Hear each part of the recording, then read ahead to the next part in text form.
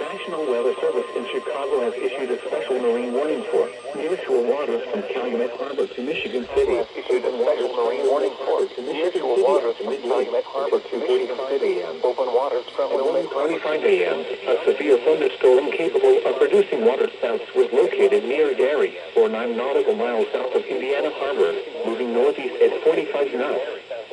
Hazard, waterspouts and wind gusts to nearly 50 knots. Source, radar. Impact, waterspouts can easily overturn boats and create locally hazardous seas. Small craft could be damaged from briefly higher winds and suddenly higher waves. Locations and tactics include Indiana Harbor, Calumet Harbor, Marina Shores. Locations and tactics include Indiana Harbor. Move to safe harbor until hazardous weather passes. Thunderstorms can produce sudden waterspouts. Waterspouts can easily overturn boats and create locally hazardous seas. Seek safe harbor immediately.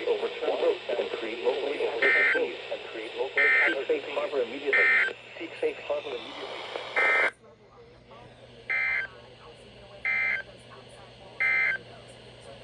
The following is a special weather statement from